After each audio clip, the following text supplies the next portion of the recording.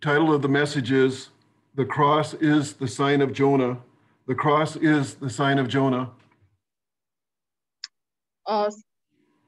सभी को जय मसीह की। और आज का जो वचन है, वचन का शीर्षक है वो है जो क्रूस एक चिन्ह है योना के बारे में, योना को दिखाता है। The key scriptures are in Matthew chapter 12, verses 38 to 41. Then certain of the scribes and of the Pharisees answered, saying, Master, we would see a sign from you. But he answered and said unto them, An evil and adulterous generation seeks a sign, and there shall be no sign given to it but the sign of Jonah, the prophet Jonah. For Jonah was 3 days and 3 nights in the whale's belly, so shall the Son of Man be 3 days and 3 nights in the heart of the earth. The men of Nineveh shall raise in judgment with this generation and condemn it, because they repented at the preaching of Jonah, and behold, a greater than Jonah is here. और आइए हम देखेंगे आज का वचन के लिए हम जाएंगे मत्ती रचित सुसमाचार और उसका 12वां अध्याय और उसके 38वें वचन से जब हम देखते हैं उसमें इस प्रकार से लिखा है, इस बात पर कुछ शास्त्री और फरीसियों ने उससे कहा, हे गुरु, हम तुझसे एक चिन्ह देखना चाहते हैं। उसने उत्तर दिया, इस युग के बुरे और व्यभिचारी लोग चिन्ह ढूंढते हैं, परंतु योना भविष्यवक्ता के चिन्ह को छोड़ कोई और चिन्ह उनको ना दिया जाएगा। योना 3 रात दिन जल जंतु के पेट में रहा, वैसे ही मनुष्य का पुत्र 3 दिन 3 रात पृथ्वी के भीतर रहेगा। The religious leaders of Israel demanded a sign from Jesus. Signs were all around them. Jesus healed the sick, cast out devils, raised the dead, and performed the greatest miracles in human history. The religious leaders demanded another sign, and Jesus said the only sign he was going to give them was a sign of Jonah. The cross is the sign of Jonah. The cross is the sign of Jonah. और जो वहां के शास्त्री लोग थे, जो फरीसी लोग थे, वो इजराइल के, उन्होंने यीशु मसीह से एक चिन्ह को मांगा।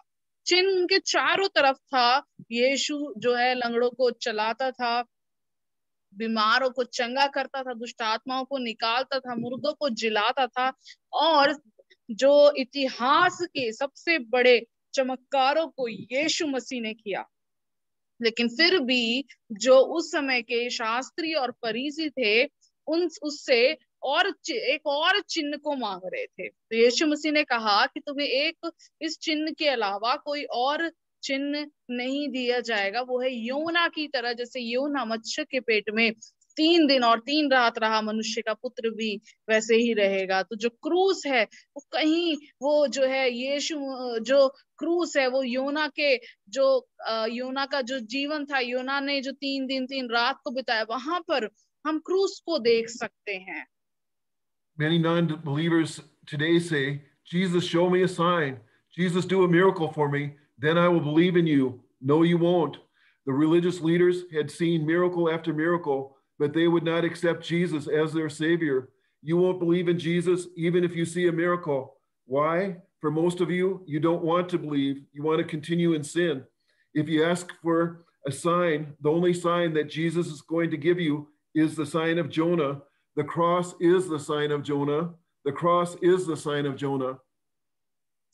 और बहुत सारे विश्वासी इस प्रकार से, अविश्वासी इस प्रकार से कहते हैं कि यीशु पहले हमें कोई चिन्ह को दिखा, पहले कोई चमत्कार कर, तब तो हम विश्वास करेंगे। लेकिन मेरा ये मानना है वो विश्वास नहीं करेंगे, क्योंकि बहुत सारे शास्त्री और फरीसियों ने उस समय में चमत्कार को देखा, बट फिर भी उन्होंने यीशु मसीह को उद्धारकर्ता के रूप में ग्रहण नहीं किया। जब उन्होंने नहीं किया तो जो लोग ये बोलते पहले हमें चिन्ह दिखा तब हम विश्वास करेंगे, तो वो भी नहीं करेंगे। क्यों? क्योंकि हम में से बहुत सारे लोग हैं जो परमेश्वर को विश्वास इसलिए नहीं करना चाहते क्योंकि वो जैसा जीवन बिता रहे हैं वैसे ही जीवन को जीना चाहते हैं, पाप को करना चाहते हैं। तो यदि आप एक चिन्ह को मांगते हैं तो केवल एक ही चिन्ह यीशु मसीह यहाँ बोलता है, वो ये है कि जिस प्रकार योना नबी मत्स्य के पेट में 3 दिन और 3 रात तक रहा, उसी प्रकार यही एक चिन्ह रहेगा। तो जो क्रूस को हम उधर देख सकते हैं। I'm going to show you that the cross is the sign of Jonah later in this message. Now I want to look at the story of Jonah in Jonah chapters 1 and chapter 2, but I'm not going to read both chapters for you. I'll focus on the scriptures in Jonah as the Holy Spirit leads me. और इस वचन में मैं आपको बताऊंगा कि किस प्रकार हम क्रूस को योना के जीवन में देख सकते हैं। और उससे पहले मैं चाहता हूं कि आप मेरे साथ योना नबी की पुस्तक में आए और उसमें से हम पहले और दूसरे अध्याय को पढ़ेंगे। हम पूरा नहीं पढ़ेंगे, उसमें से कुछ जो है वचनों को हम लेंगे जो कि पवित्र आत्मा मुझे अगुवाई करता है। उस अगुवाई के अनुसार हम कुछ वचनों को पढ़ेंगे। Now the word of the Lord came unto Jonah. Isn't that what we want? We want the word of the Lord to come unto us. Then the Lord gave Jonah a very specific call. We find this in Jonah chapter 1 and verse 2. Arise, go to Nineveh, that great city, and cry against it, for their wickedness has come up before me. What was Jonah's call? It was specific. This is what God wants Jonah to do. Jonah was to deliver a specific message, cry against it, to a specific city, Nineveh. Jonah was to deliver the message and no one else. और यहाँ पर हम देखते हैं योना में जो योना नबी की पुस्तक है उसमें इस प्रकार से लिखा है कि परमेश्वर का वचन योना नबी के पास पहुंचा। और क्या यही हम नहीं चाहते हैं कि परमेश्वर का वचन हम तक भी पहुंचे और परमेश्वर हमसे भी बात करे? जैसे योना, इसमें लिखा है योना नबी से बात किया और परमेश्वर ने योना नबी के जीवन में एक बुलाहट को, एक चुना हुआ बुलाहट को दिया। हम योना की पुस्तक में हम पहला अध्याय उसका दूसरे वचन में देख सकते कि उठ और नीनवे जो बड़ा शहर है उसमें जा और उसमें जाके जो उन्होंने पापों को किए हैं मेरे विरुद्ध में उनको जाकर बता।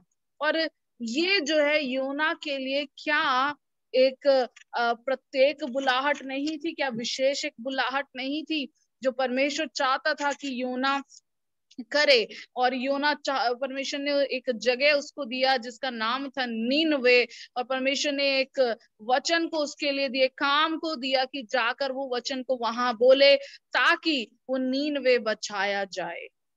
God calls or speaks to individuals, not denominations, not boards, not committees.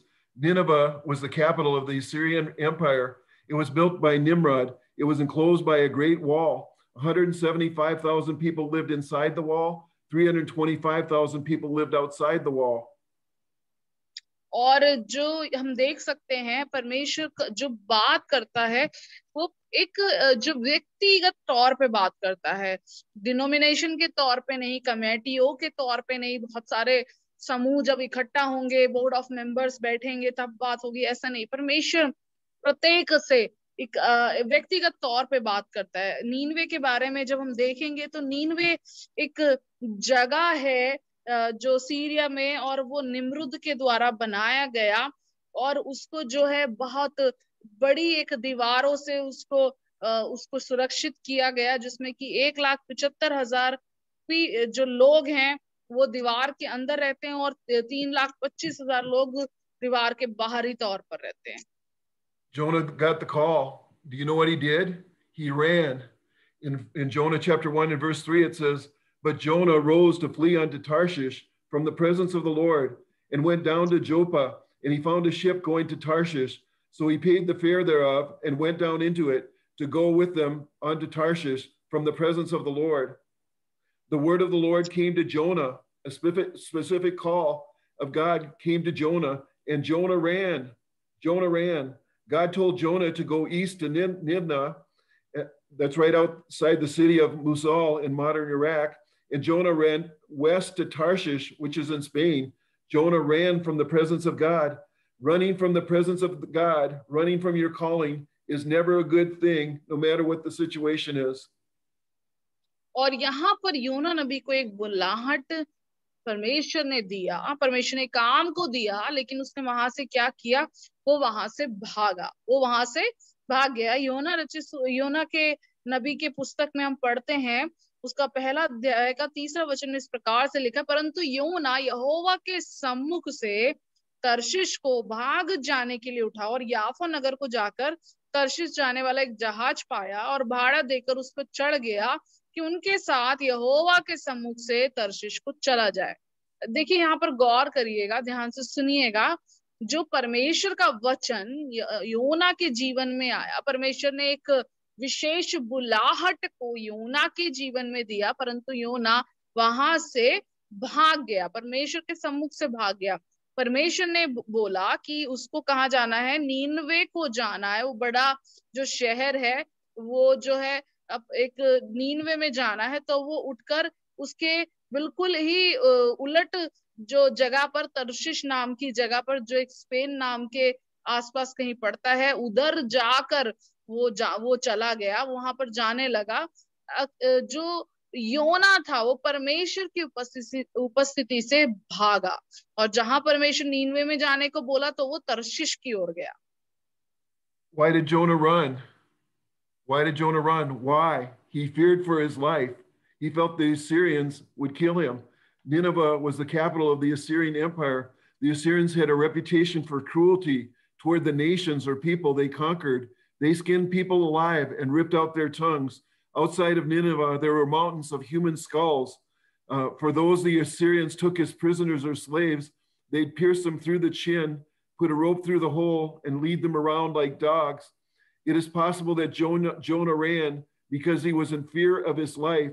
He felt the Assyrians would kill him. और एक बात और मैं आपको बताना मांगते हैं, परमेश्वर की उपस्थिति से भागना, अपनी बुलाहट से भागना कभी भी एक अच्छा बात नहीं है, चाहे परिस्थिति कुछ भी हो। और हम यहाँ देखते हैं योना क्यों भागा। योना को परमेश्वर ने बुलाया, इतनी अच्छी एक बुलाहट दी, इतनी बड़ी एक बुलाहट दी, लेकिन फिर क्यों भागा? क्योंकि उसे अपने जीवन को लेकर एक भय था। वो जो सीरिया जो जगह पर नीनवे था, उधर के लोगों से वो बड़ा डरता था कि कहीं वहां के लोग उसको मार ना डालें, क्योंकि जो नीनवे था वो कैपिटल था उस असीरिया जगह का। तो जो असीरियंस लोग थे, जो वहां के सीरिया के लोग थे, वो अपने क्रूरता के लिए जाने जाते थे। जितने भी राज्य उस समय होते थे वो उन सब में क्रूरता के लिए जाने जाते थे। वो जीवित ही लोगों की चमड़ियां उधेड़ देते थे, जीवों को खींच लेते थे। और जो नीनवे जगह के बाहर जो पहाड़ियां हैं, उधर बहुत सारे जो है मनुष्य के कंकालों को देख सकते थे। तो जो वहां के सीरिया के लोग जो है बहुत ही क्रूरता के लिए जाने जाते थे। तो इसीलिए ये मैं मानता हूँ ये कारण रहा होगा कि योना वहां से भागा, क्योंकि उसे अपने जीवन को लेकर चिंता था। उसे लगा कि शायद सीरिया के लोग, नीनवे के लोग उसको भी मार डालेंगे। Another reason Jonah may have ran was because of the message that God asked him to preach. What was the message that God asked Jonah to preach? Nineveh, you are a wicked city. Your wickedness has come up before God. You must repent, or the judgment of God will come and you will be destroyed. This was not a God loves you and God is going to bless you message. This was not you're going to be rich and famous message. This was not you will never have another problem message. This message was from God to Nineveh, which said, you are wicked, repent, or judgment will come. और यहाँ पर हम एक और कारण को देख सकते हैं कि जो वचन जो परमेश्वर ने योना को बोलने के लिए नीनवे नगर में, उसको लेकर भी उसके अंदर शायद डर होगा, क्योंकि परमेश्वर ने उसको कहा कि जाकर नीनवे को जा और उसके विरुद्ध प्रचार कर, उसके विरुद्ध में प्रचार कर। और क्या बोलना है कि तेरी बुराइयां जो परमेश्वर की, जो नीनवे शहर की बुराई है, परमेश्वर की दृष्टि में बढ़ गई हैं। और आपको जो है उस शहर को परमेश्वर के सामने अंगीकार करना है, नहीं तो परमेश्वर का न्याय नीनवे के ऊपर आएगा और पूरा जगह नष्ट हो जाएगा। तो ये कोई वो वाला प्रचार नहीं था जहां पर इसमें परमेश्वर ये कह रहा है कि मैं तुमसे बहुत प्यार करता हूं और मैं तुम्हें ब्लेस करूंगा, आशीषित करूंगा। या परमेश्वर ने ये भी नहीं कहा था बोलने के लिए कि तुम अमीर हो जाओगे, तुम बहुत प्रसिद्ध हो जाओगे। और ये इस तरह का भी कोई मैसेज नहीं था, वचन का प्रचार नहीं करना था। कि मैं तुमसे बहुत प्रसन्न हूं और तुम्हें कोई परेशानी नहीं होगी। परमेश्वर ने उसको कहा कि जाकर प्रचार कर कि तुम्हारी जो बुराई है, तुमने बुरा काम किया है, अपने मन को फिराओ नहीं तो न्याय आएगा। तो इस तरह का एक जब प्रचार करना हो तो कितनी मुश्किल की बात है। तो ऐसा सोचकर भी हो सकता है कि योना वहां पर डर गया। The scripture says Jonah went down to Joppa, down into the hold of the ship, down into the sea, and down into the belly of a great fish. It's never good to run from the presence of the Lord. Anytime we disobey God, anytime we run from the call of God, your life never goes up, your life goes down. और इसमें इस प्रकार से लिखा है, याफा नगर को जाकर, फिर याफा नगर में गया और फिर जो जहाज के अंदर गया, फिर समुद्र के अंदर गया और फिर मछली के पेट के अंदर गया। तो जब हम यहाँ देखते हैं उसका परिस्थिति नीचे नीचे नीचे की ओर जा रहा है, गिरावट की ओर जा रहा है। तो परमेश्वर की उपस्थिति से भागना कभी भी एक अच्छा बात नहीं है। जब भी कभी भी हमें परमेश्वर के वचनों को जो है उसको परमेश्वर के वचन को मानना है। कभी भी जब हम उसके वचनों से भागते हैं, हमारा जीवन कभी भी ऊपर की ओर नहीं जाता, हम केवल नीचे की ओर गिरते जाते हैं। Because God asks you to go to your Nineveh. Nineveh is whatever pulls you out of your comfort zone. Nineveh is the place God calls you to, but you don't want to go. Nineveh is the people who have hurt you deeply, and God says to share Jesus with them. Nineveh is danger. Nineveh is whatever you hate that God loves deeply. What is your Nineveh? Will you obey God or will you run like Jonah did? What will you do? और क्या कभी परमेश्वर ने आपको कहा है कि नीनवे की ओर जा? नीनवे एक जगह है, एक परिस्थिति हो सकती है आपके जीवन में जो आपके कंफर्ट जोन से, जो आपका बहुत ही जहां आप खुश हैं उससे बाहर निकल के आपको जाना पड़े। ऐसी एक परिस्थिति या जगह हो सकती है जब परमेश्वर चाहता है कि आप जाएं लेकिन आप नहीं जा रहे हैं। नीनवे आपके जीवन में वो लोग हो सकते हैं या वो परिस्थिति हो सकती है, वो जगह हो सकती है जो आपको बहुत, हालेलुया, आपके दिल को बहुत दुखाए। लेकिन परमेश्वर चाहता है कि आप उन्हीं के बीच में जो है सेवकाई को करे, उन्हीं के बीच में वचनों को बांटे। नीनवे एक खतरा हो सकता है और नीनवे ऐसे लोग, ऐसी जगह, ऐसी परिस्थिति हो सकती है जहां आप बिल्कुल पसंद ना करें, आपको नफरत हो, लेकिन परमेश्वर उस जगह को बहुत ही प्रेम करता हो। तो आपके जीवन में वो नीनवे क्या है? I आपके had जीवन में वो नीनवे जगह, वो नीनवे लोग ऐसे क्या है? क्या आप परमेश्वर को आज्ञा मानेंगे या योना नबी की तरह भाग जाएंगे? आप क्या करेंगे? I had a Nineveh when I got saved. I didn't want to preach. Some people get saved and they want to preach right away. Not me. My first pastor, Raymond Blaylark, asked me to preach, and I thought, are you crazy? I can't preach. I don't want to preach. But I overcame my fear and I preached. I cannot remember the first message I preached. I was so nervous, the podium shook. Notes I had fell to the floor, but I preached.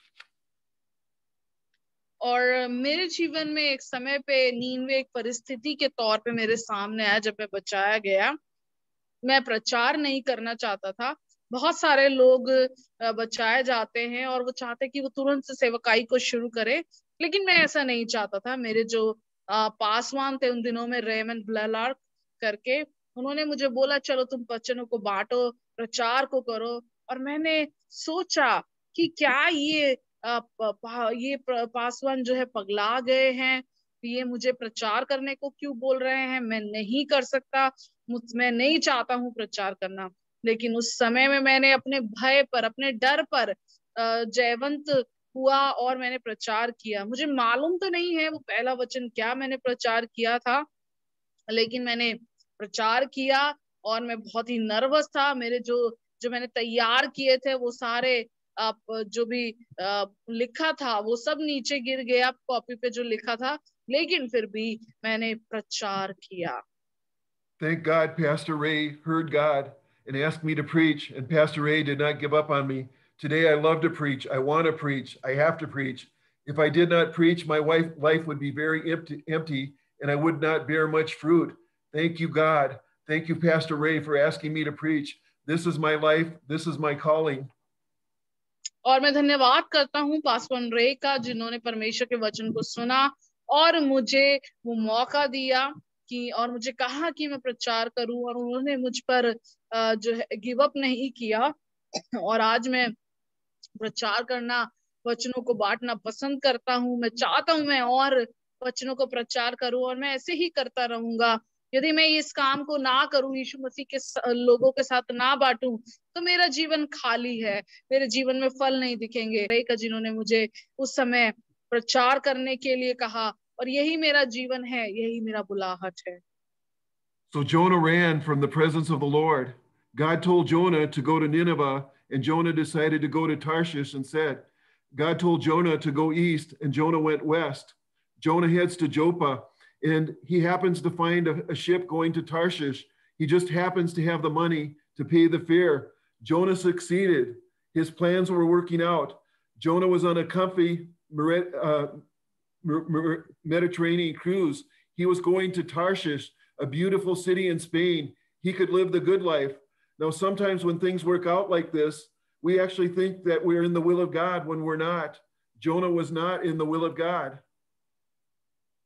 और योना परमेश्वर की उपस्थिति से भागा। परमेश्वर ने उसको बोला नीनवे को जा, तो योना ने निर्णय लिया कि वो तर्शीश को जाएगा बजाय कि नीनवे को जाए। परमेश्वर ने बोला पूरब में जाना है, तो योना ने पश्चिम की ओर जाने का निर्णय लिया। और योना ने याफा नगर को जाकर तर्शीश के लिए जहाज को लिया, और उसके पास पैसे भी थे। उसने उसका जो भाड़ा था वो उसको दे दिया।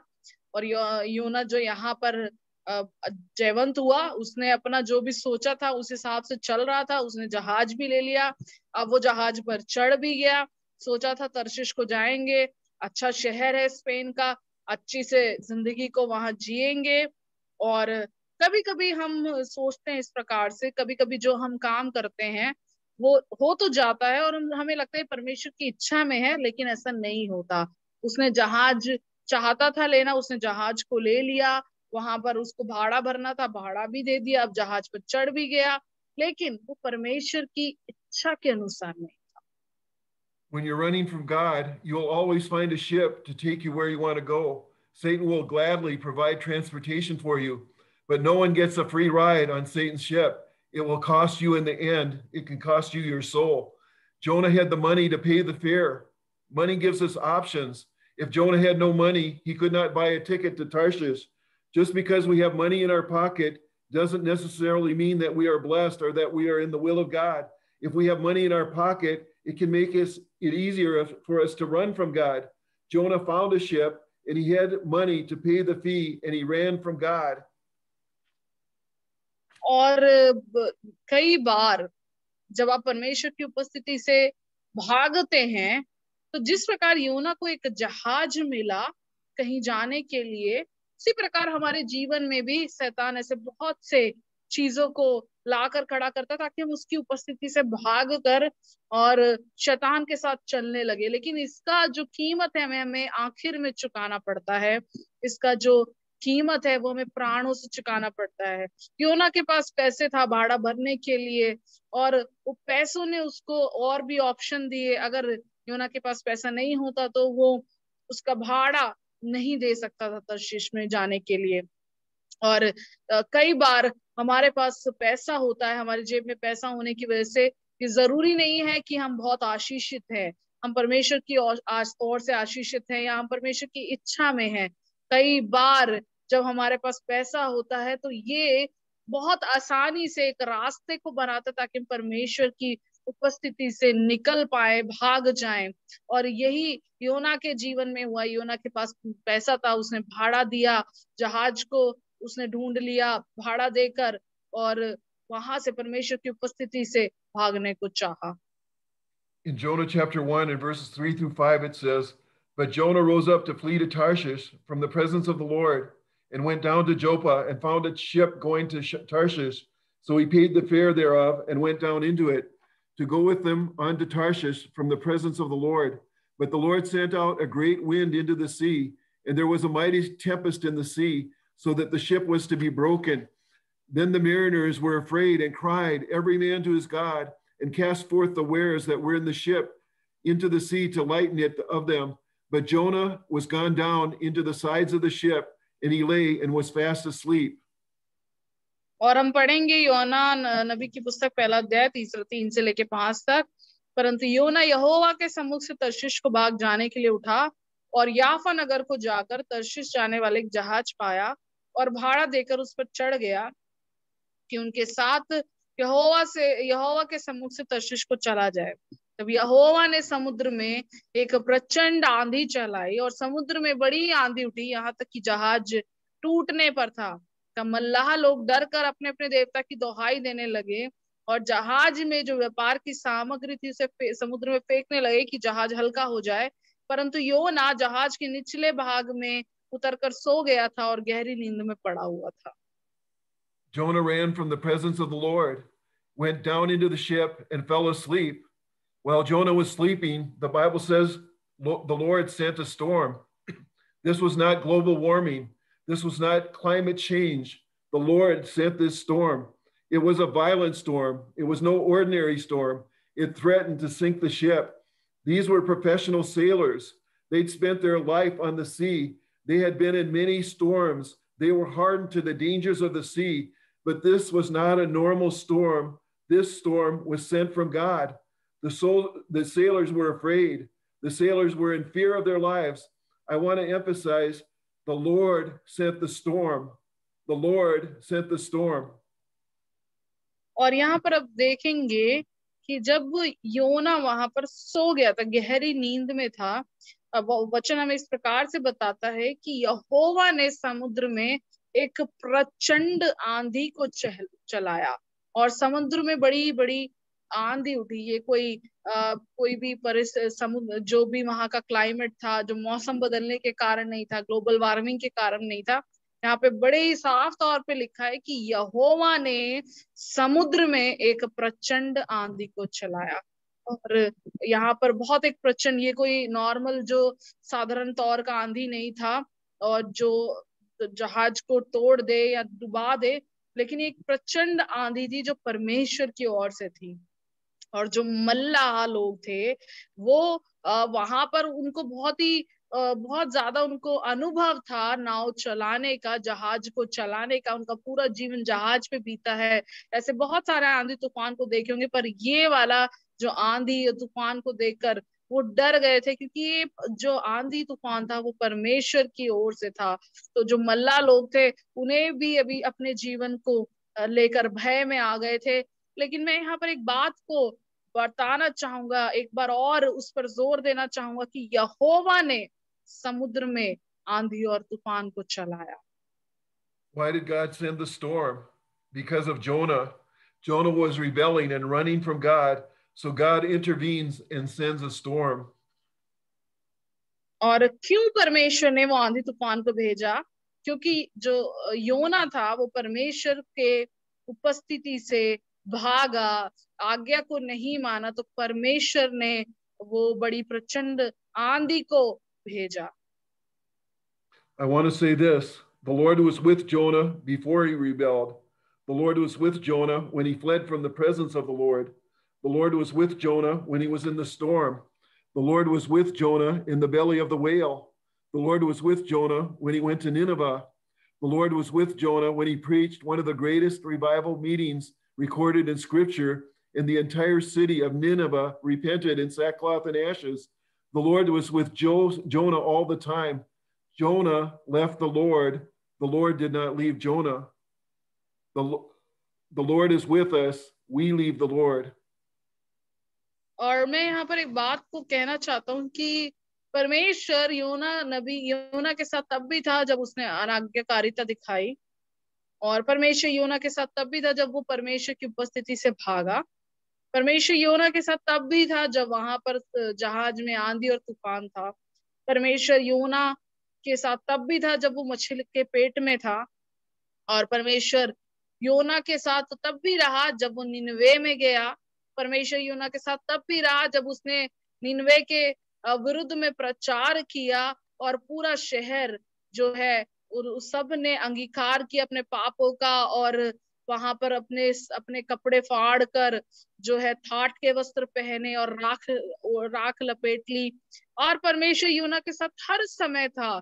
जब योना वहां से निकला और जब उसने परमेश्वर को छोड़ दिया, तभी भी परमेश्वर ने उसको नहीं छोड़ा। इसी तरह परमेश्वर हमारे साथ हर वक्त होता है, चाहे हम परमेश्वर को छोड़कर कोई और रास्ता क्यों ना ले, लेकिन परमेश्वर हमारे साथ हमेशा है। At times, the Lord has to intervene in our lives because we're on the wrong path and He needs to get us on the right path. So He sends a storm. He can send a storm of adverse circumstances. He can send a storm of a sudden death of a loved one. He can send a storm of a financial collapse. He can send a storm of a lost job. He can send a storm of a broken relationship. He can send a storm of sickness or disease. और मैं आपको बताना मांगता हूँ कि कई बार परमेश्वर इस तरीके से क्यों ऐसी परिस्थितियों को लाता है, कुछ ऐसे मुश्किल तूफानों को हमारे जीवन में लाता है, क्योंकि कई बार हम गलत रास्तों पर होते हैं, और उसे हमें सही रास्ते पर लाने के लिए कई बार प्रचंड और बहुत ही मुश्किल थोड़े से हालात को हमारे जीवन में रखना होता है। और ये जो तूफान को वो कई बार लेकर आता है ताकि हम सही जगह पर आ जाएं। और ये तूफान हो सकता है आपके जीवन में, आपकी बहुत भयंकर कोई परिस्थिति हो, वो आपके जीवन में तूफान हो सकते हैं, या किसी व्यक्ति को जिसको आप प्रेम करते हैं बहुत ज्यादा, सबसे ज्यादा, उसकी उसकी अचानक मृत्यु एक तूफान का रूप हो सकती है।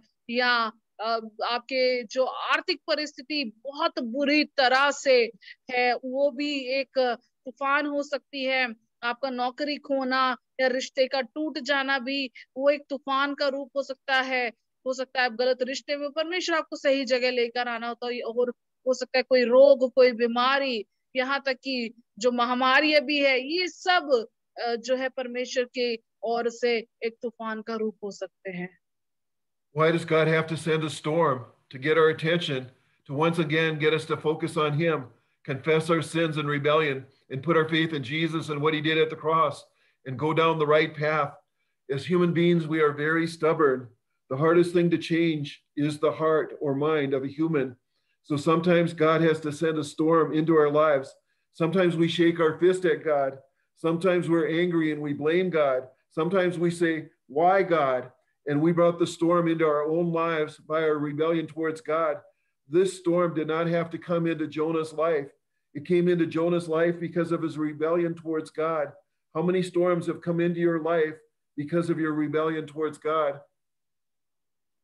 और क्यों परमेश्वर ऐसे तूफानों को, ऐसे आंधियों को हमारे जीवन में भेजता, ताकि वो हमारा जो ध्यान परमेश्वर की ओर जा सके। हम दोबारा से जो बाकी चीजों में हम व्यस्त हो जाते हैं, दुनियावी बातों में, सांसारिक बातों में, लोगों में व्यस्त हो जाते हैं, उनसे हटकर हम परमेश्वर की ओर देख पाए, अपने पापों को अंगीकार कर पाए, और जो अनाज्ञाकारिता, जो बलवा हम परमेश्वर के विरुद्ध करते हैं, उसके लिए हम परमेश्वर से क्षमा मांग पाए। यीशु मसीह पे विश्वास करके, जो उसने क्रूस पर किया, उस पर विश्वास करके सही रास्ते पर चल पाए। क्योंकि मनुष्य, हम मनुष्य हैं, और हम बहुत ही ज्यादा कई बार परमेश्वर के विरुद्ध बलवा कर देते हैं। और सबसे मुश्किल बात है उसको उसको बदलना, हमारे मन को बदलना या बुद्धि को बदलना। तो कई बार परमेश्वर ऐसे तूफानों का, आंधी का सहारा लेता है हमारे जीवन में। और कई बार परमेश्वर हमें हिला देता है, और हम इन बातों से हिल जाते हैं। परमेश्वर को कई बार बहुत कोसते हैं, बोलते हैं कि क्यों परमेश्वर, क्यों मेरे साथ ऐसा हुआ, क्यों मेरे प्रियजन ही गया, क्यों मेरे लोग ही गए। और इस तरीके से हम परमेश्वर के विरुद्ध में बहुत कामों को करते हैं। और असल में हमारा परमेश्वर से बलवा करना, विरुद्ध करना, अनाज्ञाकारिता करना ही हमारे जीवन में तूफानों को लेकर आता है। तो जो तूफान, जो आंधी योना के जीवन में आया, वो इसीलिए आया क्योंकि उसने परमेश्वर के विरुद्ध बलवा किया, नाज्ञाकारिता दिखाया। और मैं आपसे पूछना चाहता हूँ, ऐसे कितने तूफान आपके जीवन में हैं, आपकी अनाज्ञाकारिता, आपके बलवा करने के कारण? Another good question is, how far will God let us go in our sin? Sometimes God will let us go pretty far. Sometimes God doesn't stop us quickly. Couldn't God have stopped Jonah? Yes, God could have stopped Jonah. God could have made sure that there was no ship for Jonah to take. God could have made sure there was no room on the ship for Jonah. God could have made sure that Jonah had no money to pay the fare. और एक और सवाल मैं रखना चाहता हूँ, बड़ा अच्छा सवाल है ये, कि क्यों परमेश्वर हमें इतनी दूर तक लेकर आता है? क्यों परमेश्वर हमें शुरुआत में ही नहीं रोक देता जब हम गलत होते हैं या गलत करते हैं? क्यों हमें शुरुआत में ही नहीं रोकता? क्यों परमेश्वर ने योना को जब वो भाग ही रहा था तब क्यों नहीं रोक दिया? परमेश्वर रोक सकता था। परमेश्वर चाहता तो वहां पर कोई एक भी जहाज ना होता ताकि योना उसको ले सके, या उस जहाज में जगह ना होती कि योना चढ़ सके, या परमेश्वर ऐसी परिस्थितियां उत्पन्न कर सकता था कि उसके पास पैसा ना हो। क्यों परमेश्वर ने योना को शुरुआत में नहीं रोका? Why didn't God stop Jonah? Why doesn't God stop us sometimes? Sometimes the judgment of God is to let us go on in our sin until we have to face the consequences of our sin.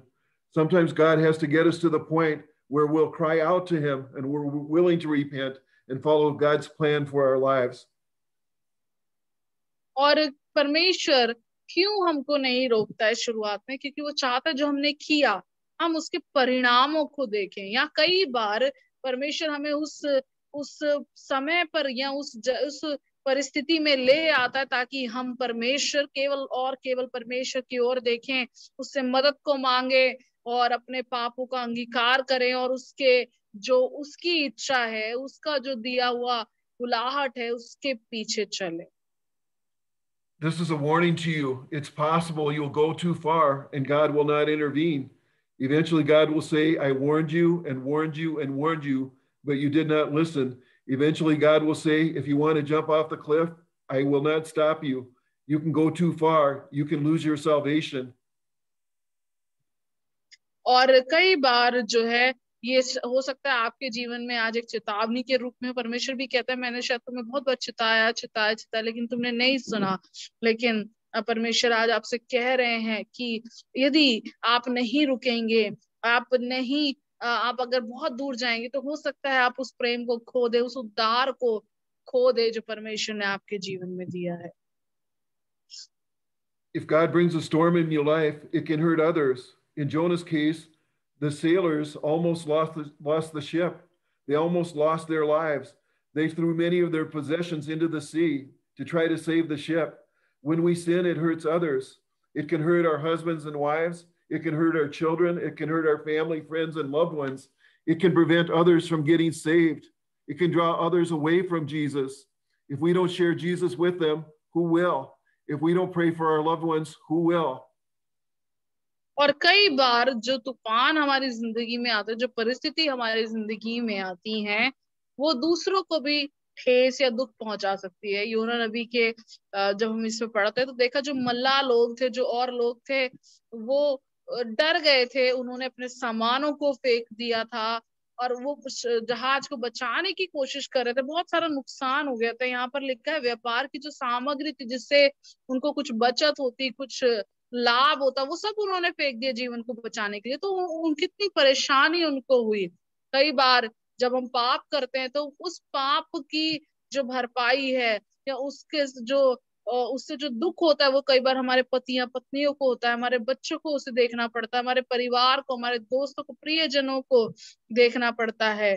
और कई बार ये जो है दूसरे जो बचाए गए हैं वो प्रभु की उपस्थिति से दूर हो जाते हैं। और इसीलिए मैं आपसे पूछना मांगता हूँ, यदि हम यीशु मसीह को अपने प्रियजनों के साथ नहीं शेयर करेंगे, नहीं बांटेंगे तो कौन करेगा? यदि हम प्रार्थना नहीं करेंगे अपने लोगों के लिए तो कौन करेगा? What would have happened if Jonah never went to Nineveh? When Jonah preached the message God gave him, the entire city of Nineveh repented. That's about 500 people. Would all 500,000 people go to hell? What if you don't step up? What if you don't obey the call of God in your life? How many people will go to hell? How many people will miss heaven? We could say it in the positive. What if you step up? What if you obey the calling in your life? How many people will be saved? How many people will go to heaven? How many lives would you have influence for Christ? और हम देखते हैं कि यदि योना जो है नीनवे को नहीं जाता और उसने जो है वहां पर जो प्रचार किया, जो परमेश्वर ने उसको बोला, तो पूरा नीनवे, इसमें लिखा है जो पूरा नीनवे थे उसने अपने पापों का अंगीकार किया। 5 लाख लोग, करीब लोग थे, वो सब बचाए गए। वो सबों ने अपने पापों का अंगीकार किया। और अगर ये नहीं जाता तो शायद वो 5 लाख लोग परमेश्वर के न्याय में, हालेलुया, या नर्क में होते। तो मैं आपको बताना मांगता हूँ, यदि आप नहीं जाएंगे, यदि आप परमेश्वर की बुलाहट को पूरा नहीं करेंगे, तो कितने लोग नर्क में जा सकते हैं, कितने लोग स्वर्ग को खो सकते हैं। क्या होगा यदि आप आगे नहीं बढ़ेंगे, अगर आप अपनी बुलाहट को नहीं पहचानेंगे, आगे बढ़ेंगे, कितने लोग बचाए जाने बाकी, कितने लोग स्वर्ग जाएंगे। और हो सकता है आपके द्वारा बहुत सारे लोग यीशु मसीह में आए। What you do for Christ can go beyond your death. Paul wrote most of the New Testament. He's touched millions of people all over the world. What he did for Christ goes beyond his death. Right now, my wife Julie and I are building our John for Jesus YouTube channel. We have over 200 videos on YouTube that preach the cross, that preach Jesus Christ and Him crucified, that preach the gospel. I'm praying we will bear much fruit after my death. I promised God that I would share the message of the cross with everyone that I can who has an open heart until I go home to be with Jesus. I've been praying and asking God to draw people to the Christ in me that I can preach and teach the cross to. God has answered that prayer big time. Through Zoom and my social networks, I can reach out to the world. I'm praying everyone I teach the cross to will teach it to others. And what I've done for Christ will go beyond my death. और जो कुछ आप यीशु मसीह के लिए अभी करते हैं, वो आपकी मृत्यु के बाद तक भी आगे जाएगा। पौलुस इस प्रकार से लिखता है, नए नियम में पढ़ सकते हैं कि उसने बहुत सारे लोगों को, संसार के बहुत सारे, उसने नए नियम को लिखा, अधिकतर हिस्से के नए नियम को पौलुस ने लिखा। बहुत सारे, कई हजारों लाखों लोगों को, संसार के अधिकतर हिस्से के लोगों को उसने छुआ। और जो कुछ उसने यीशु के लिए किया, वो उसकी मृत्यु के बाद तक भी उसके साथ रहा। और अभी मैं और मेरी पत्नी ने एक चैनल को बनाया, जॉन फॉर जीसस करके यूट्यूब चैनल है, जिसमें 200 वीडियो हैं और जिसमें मैं क्रूस के बारे में प्रचार करता हूँ। यीशु मसीह ने जो कुछ किया क्रूस पर, उसके बारे में, सुसमाचार के बारे में। और मैं प्रार्थना करता हूँ कि वो और भी फल लाए, और भी फल को मैं देखूं मेरी मृत्यु के बाद भी। और मैंने परमेश्वर से वायदा किया है कि मैं अधिक से अधिक क्रूस के समाचार को, क्रूस के प्रचार को अधिक से अधिक लोगों को बांटूंगा, हर एक के साथ, खुले दिल के साथ, जब तक कि मैं परमेश्वर के साथ इस संसार को छोड़ के चला नहीं जाता। When Jonah was outside the will of God, he was a blessing to no one. He was a curse. If we're outside the will of God, we're a blessing to no one. We're a curse. और जब योना परमेश्वर की इच्छा से बाहर था, वो आशीष का कारण नहीं परंतु एक श्राप का, दुख का कारण बना। और उसी प्रकार यदि हम भी परमेश्वर की इच्छा से बाहर रहते हैं, तो हम भी लोगों के लिए आशीष का नहीं, श्राप का और दुख का कारण होते हैं। When Jonah was in the will of God, he preached, and the city of Nineveh repented. 500,000 people repented in sackcloth and ashes. 500 people were influenced for the Lord. When Jonah was in the will of God, now we are still being influenced by Jonah today. और योना ने जब परमेश्वर की इच्छा में आकर वहां जाकर प्रचार किया, तो जो शहर नीनवे था, जिसमें कि 5 लाख लोग थे, उन्होंने ठाट कपड़े को पहनकर, राख को लपेटकर अपने पापों का अंगीकार किया। 5 लाख लोग परमेश्वर की उपस्थिति में आए। और जब योना ने परमेश्वर की इच्छा में चला, तो हम आज भी योना से कहीं ना कहीं प्रेरित होते हैं। When the great storm from the Lord came on the ship, what did the sailors do? We find this in Jonah chapter 1 and verse 5. Then the mariners were afraid and cried everyone unto his God and cast forth the wares that were in the ship into the sea to lighten it of them. The sailors did everything they could do to save their lives, possessions, and ship. They lightened the ship. They threw their valuables into the sea. और यहाँ पर हम देखते हैं कि जब परमेश्वर ने वहां पर प्रचंड आंधी तूफान को भेजा, तो जितने भी मल्लाह थे वो वहां पर उन्होंने क्या किया, उन्होंने रोने लगे अपने अपने परमेश्वर की, जो उनके अपने अपने उनके ईश्वर थे, उनके देवता थे, उसकी दोहाई देने लगे। उन सब की वो दोहाई देते रहे, लेकिन कुछ नहीं हुआ। उन्होंने जो कुछ वो कर सकते थे वो सब किया, उन्होंने सब कुछ करने की कोशिश की, उन्होंने अपने देवता की दोहाई दी, हर एक व्यक्ति वहां रोया, प्रार्थना किया, लेकिन किसी ने कोई उत्तर नहीं दिया। They even prayed to their gods, small g. Every man cried unto his God. So they prayed to many gods, and there was no answer. You can pray to Mary, there'll be no answer. You can pray to dead saints, there will be no answer. You can pray to Buddha, there'll be no answer. You can pray to Allah, there'll be no answer. You can pray to 33 million Hindu gods, there'll be no answer. If you're running from God, there will be no answer until you repent and cry out to the only God in the name of Jesus. और यहाँ पर हम देखते कि उन्होंने अपने अपने देवता के आगे रोना शुरू किया, जो जो उनके देवता थे, लेकिन कोई उत्तर नहीं आया। तो आप मूर्तियों के सामने रो सकते हैं, लेकिन कोई उत्तर नहीं आएगा। जो गुरु लोग हैं, गुरु जो बनाकर रखे, उनके सामने रो सकते हैं, कोई उत्तर नहीं आएगा। और प्रत्येक जो ईश्वर, जो देवी देवता बने हुए हैं, उनके सामने आप बोल सकते हैं, कोई उत्तर नहीं आएगा। जब तक कि आप परमेश्वर के सामने आप रोए नहीं, यीशु मसीह को अंगीकार करके उसके पास ना आए, तब तक कोई उत्तर नहीं आएगा।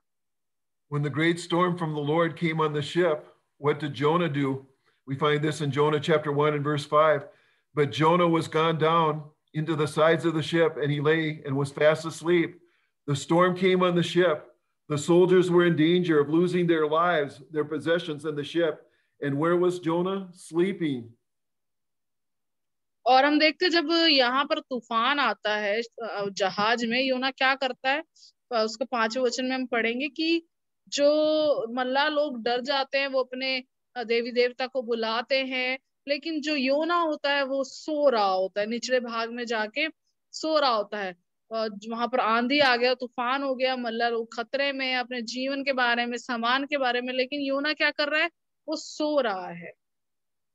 The sailors had prayed to their gods, and there was no answer. Now they called on Jonah to pray. We find this in Jonah chapter 1 and verse 6. So the shipmaster came to him and said unto him, What meanest thou, O sleeper? Arise, call on your God, if so be that God will think upon us, that we perish not. The seamen had prayed to their gods, and there was no answer. Now they ask Jonah to pray to God, and God will hear the prayers of Jonah. और योना की पुस्तक में हम देखते हैं, पहला अध्याय उसका 6वां वचन इस प्रकार से कहता, तब मांझी उसके निकट आकर कहने लगा, तू भारी नींद में पड़ा हुआ क्या करता है, उठ अपने देवता की दोहाई दे। संभव है कि ईश्वर हमारी चिंता करे और हमारा नाश ना हो। अभी जो मल्लाह लोग हैं, जो जितने भी मांझी लोग हैं, वो उसके पास आते हैं क्योंकि उन्हें उनकी प्रार्थना का उत्तर नहीं मिलता, तो वो योना को बोलते हैं कि वो अपने ये देवता से दोहाई करे ताकि वो उसकी सुने। Most of the time, the world doesn't want our sermons, but it desperately wants our prayers. They can live without our sermons, but they can't live without our prayers. If they get our prayers, one day they might listen to our sermons. Many times when I try to share Jesus with someone, they don't want to listen. I ask them if I can pray for them, and many times they say yes. And when I pray for them, I feel the presence of the Lord. I know they feel the presence of the Lord. God touches them. As the seaman said to Jonah, I believe the Holy Spirit is saying to us, arise, call on your God so we perish not. India, arise, call on your God so that you perish not. और कई बार क्या होता है कि संसार हमारे यीशु मसीह को जानना नहीं चाहता, हमारे वचनों को नहीं सुनना चाहता, लेकिन प्रार्थना को वो चाहता है। वो हमारे वचनों के बिना, जो वचन परमेश्वर ने हमें दिए हैं उसके बिना तो जी सकते हैं, लेकिन उनको प्रार्थना चाहिए। और कई बार मैंने लोगों को यीशु मसीह के बारे में बताने की कोशिश की, लेकिन वो लोग सुनना नहीं चाहते। लेकिन जब मैं उनको कहता हूँ कि मैं आपके लिए प्रार्थना करूंगा, तो वो बोलते हैं हाँ हाँ। जब मैं प्रार्थना करता हूँ तो वो परमेश्वर की उपस्थिति से भर जाते हैं, और परमेश्वर की उपस्थिति को मैं उनके जीवन में देखता हूँ कि परमेश्वर को कैसे छूता है। और जैसे माँ जी ने वहां पर योना को कहा कि अपने देवता को बुला कि हमारा नाश ना हो, तो मुझे विश्वास है कि कहीं ना कहीं पवित्र आत्मा ने उनको प्रेरित किया और ताकि वो योना को बोले। The Bible doesn't say that Jonah prayed for them, but I believe he did because they got some direction in Jonah chapter 1 and verse 7. And they said, everyone to his fellow, come, let us cast lots that we may know for whose cause this evil is upon us. And as they cast lots, and the lot fell on Jonah. Sometimes in the Old Testament, they would cast lots for the Lord's direction, and the lot fell on Jonah. और Bible ये नहीं बताती कि उन्होंने वहां पर प्रार्थना किया होगा, लेकिन मुझे ऐसा लगता है किया होगा, क्योंकि उनको कुछ निर्देश लगा तो उन्होंने कदम को यहाँ उठाया। 7वें वचन में इस प्रकार से लिखा है, तब उन्होंने आपस में कहा, आओ हम चिट्ठी डालकर जान लें कि विपत्ति हम पर किसके कारण पड़ी है। तब उन्होंने चिट्ठी डाली और चिट्ठी योना के नाम पर निकली। और पुराने समय में जो है ये लोग चिट्ठी डालते थे परमेश्वर की इच्छा को जानने के लिए, और यहाँ पर ये चिट्ठी योना के नाम पर निकली। This was God that put the finger on Jonah. This was God that directed the lot to fall on Jonah. God will only let your sin go so far, then he will confront you, and the lot will fall on you, and God will reveal your sin. God will reveal that you are the one. What will you do then? It's best not to let it go too far. Confess your sin now. Repent now before it's too late. और यहाँ पर परमेश्वर ने योना पर उंगली रख दिया था। चिट्ठी उसके नाम पर निकली थी, और कई बार परमेश्वर जो है दूर तक हमें जाने देता है, लेकिन फिर परमेश्वर हमारे सामने आकर खड़ा होता है, हमारे पापों को दिखाता है और हमें बताता है कि हाँ, हम वो एक व्यक्ति है जिसने ये किया है। तो आप क्या करेंगे? तो इससे अच्छा है कि इतनी दूर ना जाएं, अपने पापों का भी अंगीकार करें, आज ही अंगीकार करें, इससे पहले कि बहुत देर हो जाए। I want to encourage those that have a prodigal son or daughter, a lost loved one. You've prayed for them and prayed for them. You've tried to share Jesus with them, but they won't listen. Don't worry. Don't give up. Keep praying and sharing. And remember this, God has their number on speed dial. He can ring the number at any time of the day or night. And when God calls, they can't put them on call waiting. God knows exactly how to get in touch with them. और मैं चाहता हूं और आपको इस बात से प्रेरित और उत्साहित करना चाहता हूं कि यदि आपके बेटा और बेटी प्रभु से दूर हो गए हैं या प्रभु में नहीं है, तो भी आप उनके लिए प्रार्थना करें और करते रहें। परमेश्वर को उनके साथ बांटते रहें, यीशु मसीह के बारे में बात करते रहें।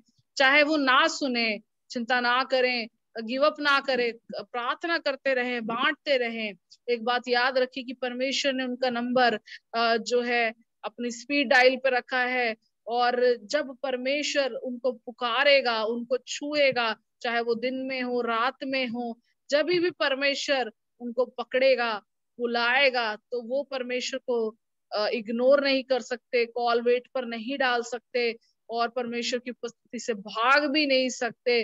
परमेश्वर जानता है कैसे, कब और किस तरह उनको छूना है और बदलना है। Here God calls on Jonah. The lot falls on Jonah. He's the cause of the storm. And Jonah instructs the sailors to throw him into the sea. We find this in Jonah chapter 1 and verse 15. So they took up Jonah and cast him forth into the sea, and the sea ceased from raging. God brought the storm because of Jonah. Jonah is now taking responsibility for his sin. When Jonah's thrown into the sea, I'm sure he thought he would drown. I'm sure the seamen thought he would drown. और अब जो है परमेश्वर का यहाँ पर हम देखते हैं कार्य को, कि जो चिट्ठी योना के नाम पे निकली वो ही कारण निकला समुद्र में तूफान का। तो योना ने उनको कहा कि उसको समुद्र में फेंक दे, और ये बात तो हम योना नबी की किताब 1:15 में पढ़ते हैं। तब उन्होंने योना को उठाकर समुद्र में फेंक दिया और समुद्र की भयानक लहरें थम गई। जो परमेश्वर जो तूफान को वहां लाया था योना की वजह से, अब योना ने उसकी जिम्मेदारी ली, जो उसने गलती की उसको अंगीकार किया, तब योना को समुद्र में उठा के फेंक दिया, और बड़ा मुश्किल एक परिस्थिति वहां पर था। But God has other plans for Jonah, and he sent a great fish. We find this in Jonah chapter 1 and verse 17. Now the Lord had prepared a great fish to swallow up Jonah, and Jonah was in the belly of the fish 3 days and 3 nights. Notice it doesn't say that God created a great fish at that moment. It says God prepared a great fish. In one of our key scriptures, Matthew chapter 12 and verse 40, Jesus called this great fish a whale. So I'll go with that. This great fish is a whale. और यहाँ पर हम देखते हैं कि परमेश्वर ने योना के लिए एक और कुछ बातों को रखा था। उसको हम 17 में पढ़ेंगे। यहोवा ने एक बड़ा सा मत्स्य ठहराया था कि योना को निगल ले, और योना उस महामच्छ के पेट में 3 दिन और 3 रात पड़ा रहा। तो यहाँ पर इस प्रकार से नहीं लिखा कि परमेश्वर ने वहां पर बनाया, यहाँ पर लिखा है कि परमेश्वर ने ठहराया वहां पर। और मत्ती 12 के 40 में भी वहां पे हम एक बड़े मच्छ को देखते हैं, तो बड़े मच्छ को परमेश्वर ने वहां पर ठहराया। God gives the whale the GPS coordinates to pick up Jonah at exactly the right time, at exactly the right place. And God tells the whale to swallow Jonah whole, but don't chew him up. I'll give you further instructions soon. Now the whale obeys God better than Jonah did. Who sent the fish? God. Who arranges the ship for Jonah? God. Who arranged the lot to fall on Jonah? God. Who brought the storm? God. God did it all.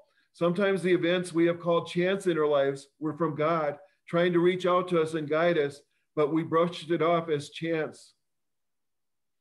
और मैं आज के तौर पे बात कहना चाहूंगा कि परमेश्वर ने उस मच्छ को जीपीएस अच्छे से लोकेट किया, अच्छे से बताया, ताकि जो योना की लोकेशन को वो देख पाए, और सही समय सही जगह पर परमेश्वर ने उस मच्छ को ठहरा दिया, ताकि वो योना को निगल ले, उसको चबाए नहीं पर निगल ले, और उसको बोला कि आगे जो करना है मैं बताऊंगा। और मच्छ ने परमेश्वर की आज्ञा का पालन किया, योना से भी बेहतर। योना ने तो नहीं सुना, लेकिन एक मच्छ ने परमेश्वर की आज्ञा का पालन किया। तो किसने परमेश्वर मच्छ को भेजा? वो परमेश्वर था।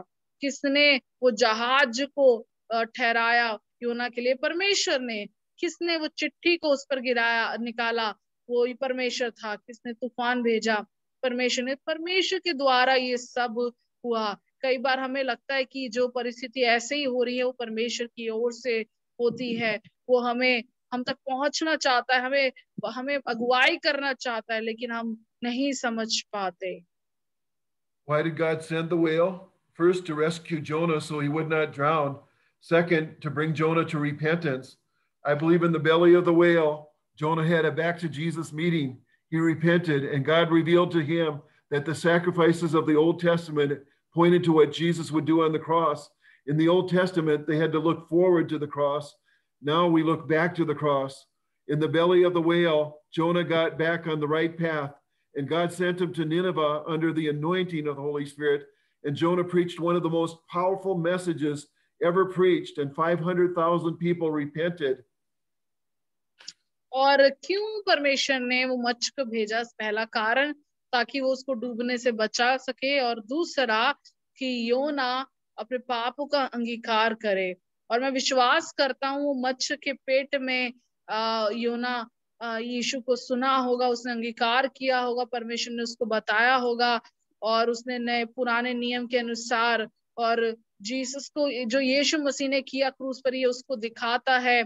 और वो मच्छ के पेट में 3 दिन 3 रात रहा, और परमेश्वर ने उसको फिर पवित्र आत्मा में भर के निनवे में भेजा, जहां उसने सामर्थ के साथ प्रचार किया, और 5 लाख लोग बचाए गए। Now we get to the sign of Jonah in Matthew chapter 12 and verse 40. For as Jonah was 3 days and 3 nights in the whale's belly, so shall the Son of Man be 3 days and 3 nights in the heart of the earth. This is a sign of Jonah. It points to the cross. Jonah was in the belly of the whale 3 days and 3 nights. Just as Jesus died on the cross, Jesus was in the earth 3 days and 3 nights. The cross is the sign of Jonah. The cross is the sign of Jonah. और यहाँ पर हम देखते हैं जो चिन्ह है योना का, उसमें हम उस प्रकार से देखते हैं मत्ती 12 के 40 में इस प्रकार से लिखा है, योना 3 रात दिन जल जंतु के पेट में रहा, वैसे ही मनुष्य का पुत्र 3 रात दिन पृथ्वी के भीतर रहेगा। तो जो क्रूस है वो योना के चिन्ह को दिखाता है। जो क्रूस का चिन्ह है वो योना के जीवन में हम देख सकते हैं। The religious leaders of Israel demanded a sign from Jesus. Signs were all around him. Jesus healed the sick, cast out devils, raised the dead, and performed the greatest miracles in human history.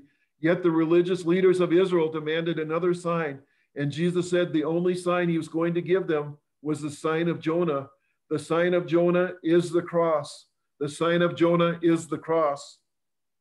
और उस समय Israel के जो शास्त्री फरीसी लोग थे, शास्त्री लोग थे, उन्होंने उससे एक चिन्ह को पूछा, जबकि उनके चारों ओर चिन्ह हो रहे थे, चमत्कार हो रहे थे। यीशु लोगों को चंगा कर रहा था, दुष्ट आत्मा को निकाल रहा था, मृतकों को जिला रहा था, और मानव इतिहास में सबसे बड़े चमत्कारों को वो कर रहा था। लेकिन फिर भी उन्होंने चिन्ह को मांगा, तो यीशु मसीह ने कहा कि केवल एक चिन्ह, वो है योना जिस प्रकार 3 दिन 3 रात मच्छी के पेट में रहा, मनुष्य का पुत्र भी 3 दिन 3 रात वो उधर 3 दिन तक पृथ्वी के भीतर रहेगा। तो जो योना है कहीं ना कहीं क्रूस के चिन्ह को दिखाता है। योना का जो चिन्ह है वो क्रूस को कहीं ना कहीं दिखाता है। For those of you that are not saved, Jesus is still healing the sick. Jesus is still casting out demons. Jesus is still delivering people from alcohol and drugs.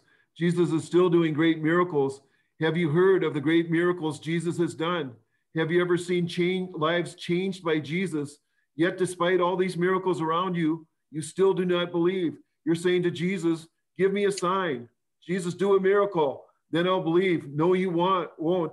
The only sign that Jesus will give you is the sign of Jonah. The only sign that Jesus will give you is the cross.